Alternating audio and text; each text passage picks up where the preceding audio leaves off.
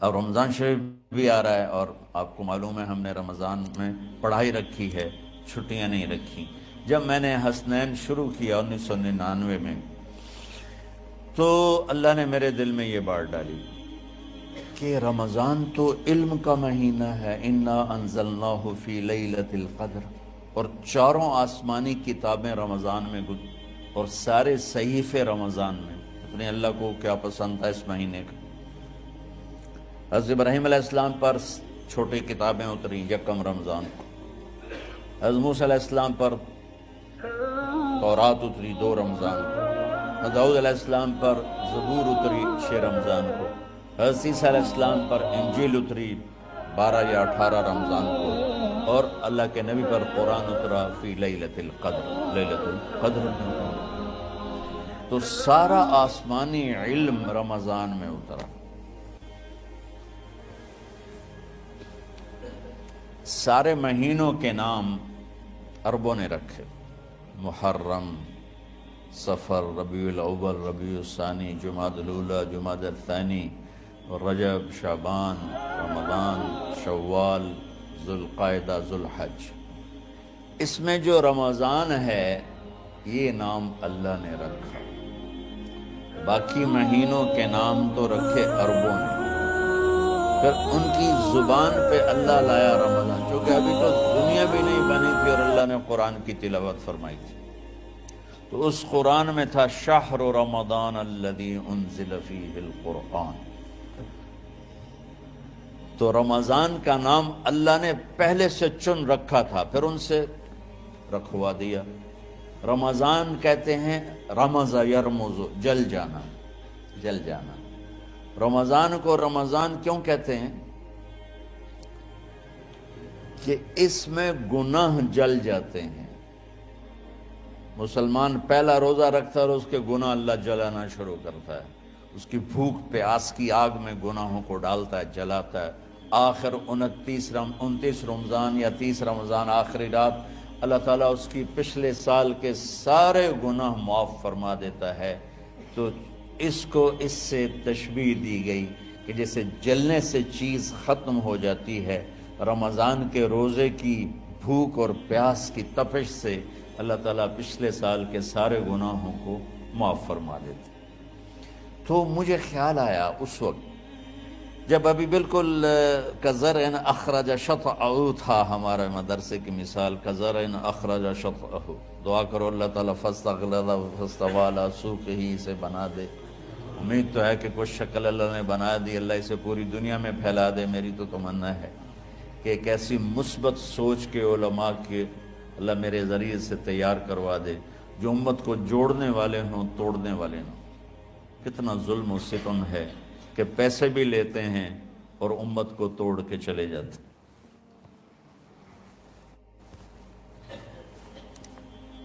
میں نے ایک خطیب سے کہا تم یہ منفی تقریریں کیوں کرتے ہو، تم مثبت کیوں نہیں کرتے؟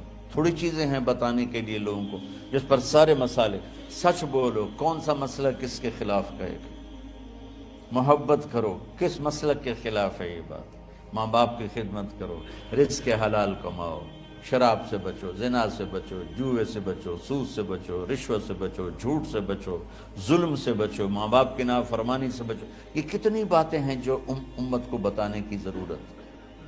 کہنے لگا جی پھر پیسے نہیں لبدے، پیسے ہی اس گل دے لبدے کہ آج تسی فلانے آندہ توا لین بجامنا، اگر میں توا نہ لگاؤں تو میں تو نہ پیسے نہیں دے میں۔ تو یہ اس وقت سٹیٹس ہے، تو کیا پیغام جائے گا؟ تو اللہ تعالیٰ آپ کو مثبت بنائے۔ رمضان میں چونکہ سارا علم اترا تو مجھے خیال آیا کہ ہمیں رمضان میں چھٹی کرنا تو ایک ایسی عادت ہے، کوئی سنت تو ہے نہیں، تو مجھے رمضان میں پڑھائی کروانی چاہیے، چاہے تھوڑی ہوگی، روزے کی بھوک بھی ستائے گی اور رات کے جاگنے کی وجہ سے نیند بھی ستائے گی، لیکن اس میں ایک لفظ سینکڑوں لفظوں پہ بھاری ہوگا غیر رمضان۔ تو میں کراچی گیا اور مفتی تقی صاحب دامت برکاتہم سے سب سے پہلے جا کے مشورہ کیا کہ حضرت میں چاہتا ہوں کہ رمضان میں چھٹی نہ ہو، پڑھائی ہو۔ اس وقت رمضان سردیوں میں تھا، تو وہ بڑے خوش ہوئے، کہنے لگے یہ تو بہت اچھی بات۔ اصل میں ہمارے اکابر نے رمضان میں چھٹیاں اس لیے رکھی تھیں کہ سارا سال تو عبادت ہوتی ہے بالواسطہ، پڑھنا پڑھانا عبادت ہے ایک واسطے کے ساتھ، اور روزہ، نفل، تہجد، تلاوت یہ عبادت ہے بلا واسطہ۔ تو طلبہ علماء رمضان میں اپنا وقت عبادت میں گزارے، کہنے کہ اب وہ عبادت تو ہوتی نہیں رمضان میں، تو بہتر ہے آپ پڑھائی شروع کرائیں، بہت اچھا ہوگا۔ وہ تو اتنے بڑے ہاتھی کے پاؤں میں سب کا پاؤں، اتنی بڑی ہستی نے، وہ صرف پاکستان کا سرمایہ نہیں پوری امت کا سرمایہ ہے، تو ان کی اس بول نے نہ مجھے ہمت دے دی۔ تو پھر میں نے یہاں آ کر اس وقت یہ پہلی جماعت مولوی عدنان صاحب کی اور مولوی مسعود صاحب اور کچھ انتقال کر گئے رحمۃ اللہ علیہ، یہ تھے، تو ہم نے رمضان میں سبق شروع، اس وقت ذرا میری ہمت تھی تو میں رات کو پڑھاتا بھی تھا، بیان بھی کرتا تھا۔ اب تو یہی میں اتنی مشکل سے بول رہا ہوں۔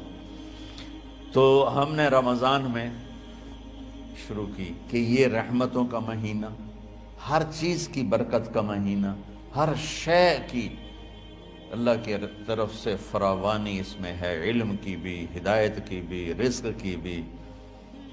غریب سے غریب آدمی بھی سموسے بنا کے بیٹھا ہوتا ہے، پکوڑے بنا کے بیٹھا ہوتا ہے، اور دسترخوان پہ ایک کی بجائے 3 چیزیں پڑی ہوتی ہیں۔ چاہے رمضان کے بعد سب کے پیٹ خراب ہوں، ایک باری تک کھانے دی تباہی پھیر دیں۔ روزے کا مقصد ہی فوت ہو جاتا ہے۔ روزہ تو ہوتا ہے بھوک کے لیے، پر وہ اتنا کھاتے ہیں کہ سحری کا کھانا افطاری تک ہضم نہیں ہوتا، اور افطاری کا کھانا سحری تک ہضم نہیں ہوتا، پر انہیں دونوں کا ہی کھاونا ہے۔ کہتا بھوک نہ لگے، بھوک نہ لگے۔ وہ بھوک لگنے کے لیے تو روزہ ہے، ایک تو یہ جسم کو صاف کرتا ہے، دوسرا غریبوں کی غربت کا احساس پیدا کرتا ہے کہ جو بھوک تو آج برداشت کرتا ہے، غریب روزانہ یہ بھوک برداشت کرتا ہے۔ تو اللہ کے غریبوں کا، غریب بندوں کو کی خدمت کر، ان تک اپنے مال پہنچا، اپنا اللہ نے دیا ہے تو ان کو بھی اس میں شریک کر، قبر میں لے جائے گا۔ تو اللہ تعالیٰ نے میرے دل میں یہ ڈالا، تو ہم نے تعلیم رمضان میں شروع کی، کیونکہ قرآن رمضان میں اترا، انجیل رمضان میں اتری، زبور رمضان میں اتری، تورات رمضان میں اتری۔ پھر اللہ نے اس مہینے کا نام خود رکھا شہر رمضان، شہر رمضان۔ اس میں شب قدر رکھی، اس میں رات کی ایک نماز۔ اچھا، پہلی امتوں پہ روزہ فرض تھا افطاری سے افطاری، افطاری سے افطاری، بہت شدید تھا، 24 گھنٹے کا روزہ۔ بس افطاری کے بعد آنکھ لگ جاتی تو روزہ اگلا شروع ہو جاتا تھا۔ تو ہم پر بھی پہلے ایسے ہی روزہ اترا، افطاری سے افطاری۔ تو ابن سرمہ رضی اللہ تعالی عنہ اونٹ چرانے والے تھے، وہ شام کو لوٹے تو بیوی سے پوچھا کوئی افطاری کا سامان ہے؟ انہوں نے کہا ہے تو نہیں، میں کہیں سے لے آتی ہوں۔ وہ گئیں افطاری کا کوئی سامان لینے، ان کو تھوڑی دیر ہو گئی اور ان کی آنکھ لگ گئی، تھکے ہوئے تھے، سورج ڈوب گیا۔ جب وہ آئیں تو ان کا ہائے سرمہ تو ہلاک ہو گیا۔ کیا ہوا؟ کہا اگلا روزہ شروع ہو گیا کیونکہ تیری آنکھ لگ گئی۔ تو انہوں نے کہا چلو کوئی بات نہیں، لیکن ظہر کے وقت بے ہوش ہو گئے۔ ایک روایت میں آتا ہے نماز پڑھنے آئے اور گر گئے، اور ایک میں آتا ہے گھر میں بے ہوش ہوئے۔ تو جو بھی صورتحال تھی اللہ کے نبی کو پتہ چلا۔ کیا ہوا سرمہ کو؟ کہا جی وہ افطاری کر نہیں سکے تو روزہ شروع ہو گیا تو بے ہوش ہو گئے۔ تو اللہ کے نبی رنجیدہ ہوئے، تو اللہ تعالیٰ نے قرآن اتار دیا، چلو میرے محبوب ساری رات کھاؤ، حتی یتبین لکم الخیط الابیض من الخیط الاسود من الفجر، کہ میرے محبوب صبح صادق تک آپ کی امت کو اجازت ہے، کھاؤ۔ پہلی امتوں پر افطاری سے افطاری، لیکن ان کی نماز تراویح نہیں تھی، تو ہمیں اللہ تعالیٰ نے دیا سحری تک پوری رات. اچھا ایک صحابی آئے, یا رسول اللہ میں تو مارا گیا. آپ نے کہا کیا ہوا؟ کہا میرا روزہ تھا, میں بیوی کے پاس چلا گیا. آپ نے کہا تو پھر تو غلام آزاد کر, کفارہ دے. کہا جی میں تو خود غریب آدمی ہوں, غلام کہاں سے آزاد کروں, خریدنا پڑے گا. آپ نے کہا 60 مسکینوں کو کھانا کھلا. کہ میں آپ مسکین ہیں, میں کنوں کھانا کھلاؤں؟ آپ نے فرمایا پھر آخری ہے کہ 60 روزے رکھ, مسلسل رکھنے ہوتے ہیں جو کفارے کے ہوتے ہیں. وہ کہنے لگا ایک روزے چاہے کم کیتا ہے, 60 روزے اچ میں کی کروں گا. تو آپ نے فرمایا اچھا ٹھیک ہے بیٹھ جا. بیٹھ گئے.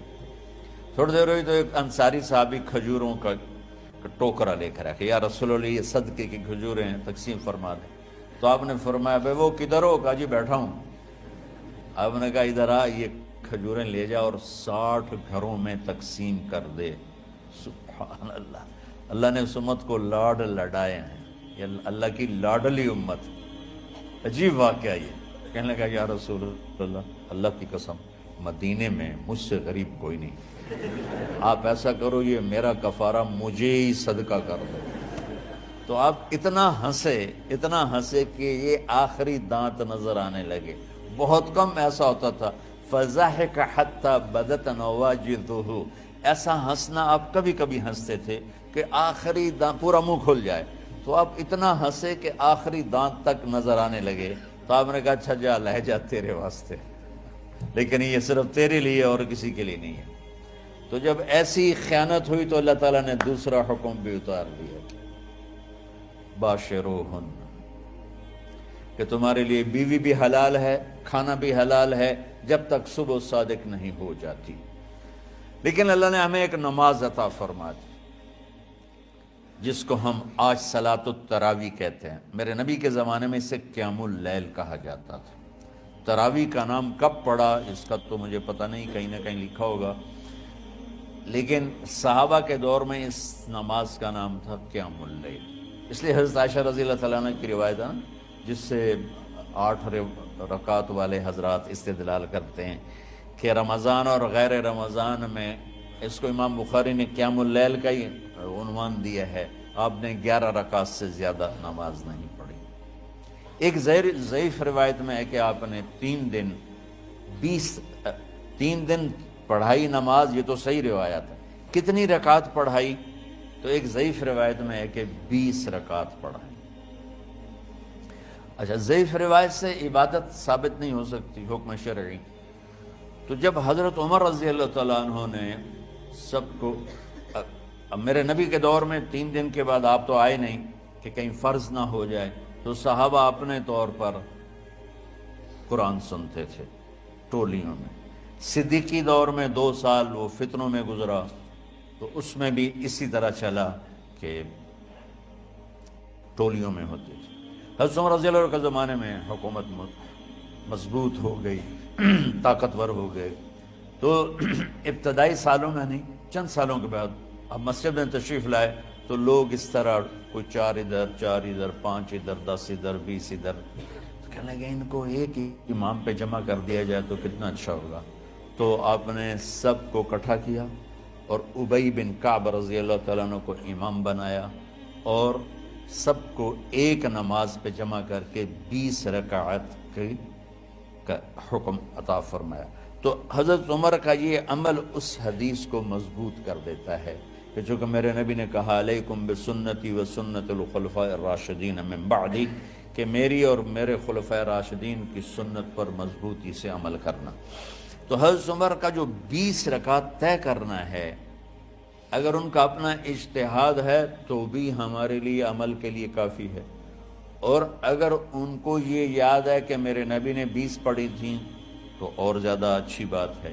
لیکن بہرحال جو 8 پڑھتا ہے ہمارا اس پہ بھی کوئی اعتراض نہیں, چونکہ وہ بھی حدیث کے ساتھ بات کرتا ہے, اور باقی پوری امت 20 پڑھتی ہے ان پر بھی اعتراض نہیں. میں ایک جگہ سے گزر رہا تھا, نماز کا وقت ہو گیا, اہل حدیث کی مسجد تھی, میں وہاں نماز پڑھنے چلا گیا تو ایک بہت بڑا اشتہار لکھا ہوا تھا, 20 تراویح ثابت کرنے والے کو 5 لاکھ روپے انعام. کا کس قدر بے وقوفی ہے اور کس قدر احمقانہ یہ امت کی باتیں ہیں کہ 20 تراویح، سینکڑوں سال سے امت کا عمل 20 تراویح آ رہا ہے۔ تراویح کا نام جو پڑھا مجھے یوں لگتا ہے کہ اہل مکہ، یعنی اہل مکہ جو تھے نا، وہ 4 تراویح پڑھ کے ایک طواف کرتے تھے، تو وہ آرام کے لیے ہوتا، ترویحہ آرام، تھوڑی دیر کا آرام، تو 4 تراویح کے بعد ایک طواف کرتے تھے۔ وہ چھوٹا سا طواف 10 منٹ میں ختم ہو جاتا تھا، اور پھر 4 تراویح پڑھتے تھے، پھر طواف کرتے تھے، پھر 4 پڑھتے تھے، پھر طواف کرتے تھے۔ یہ صحابہ کے تھوڑے بعد کے دور کی بات۔ تو مدینے والوں کو پتہ چلا کہ مکے والے تو یہ کرتے ہیں، وہ کہنے لگے اساں کی کریے؟ انہوں نے کہا اسی 40 تراویح پڑھیں گے، 40 رکعت۔ وہ 40 رکعت پڑھتے تھے۔ تو نوافل میں کوئی سختی نہیں کہ بھائی 8 سے زیادہ نہیں پڑھنی، بدعت ہو جائے گی، اور 20 پڑھنا بدعت ہے، یہ سب جہالت کی بات ہے۔ اور یہ 8 پڑھ رہے ہیں یہ غلط ہے، یہ بھی حماقت کی بات ہے۔ جو صحیح حدیث سے دلیل پکڑ کے کوئی عمل کرتا ہو تو بھائیو اس سے بحث نہ کیا کرو، مناظرہ نہ کیا کرو، یہ بہت نادانی والی بات ہے۔ اور امت کا خلق لاکھوں کروڑوں انسانوں کا ایک عمل پہ جمع ہونا، یہ بذات خود اس کی طاقت کی ایک دلیل۔ اور حرمین جب سے میرے رب نے حضرت عمر نے 20 رکعت شروع کی، آج تک وہاں بھی ساری مساجد میں 8 رکعت تراویح ہوتی ہے، لیکن حرمین کی مسجد میں 20 رکعت، ادھر بھی ادھر بھی۔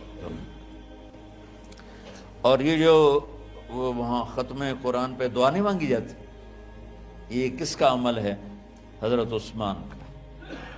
حضرت عثمان نے اپنے دور خلافت میں تراویح پڑھانے والے سے کہا جب قرآن ختم کرو تو دعا کرنا۔ وہ کہنے لگے جی کیا دعا کروں؟ کہ جو تیرے دل میں آیا کرنا۔ تو ختم قرآن کی رات تراویح کی آخری رکعت میں من الجنت والناس کے بعد دعا کے لیے ہاتھ اٹھانا، یہ حضرت عثمان رضی اللہ تعالیٰ عنہ نے اس کو زندہ فرمایا۔ اور امام دعا کرتا تھا 1 منٹ، 10 منٹ، 20 منٹ، جتنے بھی، اور پیچھے لوگ آمین کہتے تھے۔ وطر کی جماعت نہیں ہوتی تھی، وطر کو باجماعت حضرت مولا علی رضی اللہ تعالیٰ عنہ نے شروع کی کہ وطر کو بھی باجماعت پڑھا جائے۔ تو یہ ان کی سنت ہے کہ وطر کو باجماعت پڑھا گیا۔ تو اب یہ لہٰذا یہ سارے سنت جو کام ان خلفۂ راشدین سے ہوا وہ بھی سنت ہے۔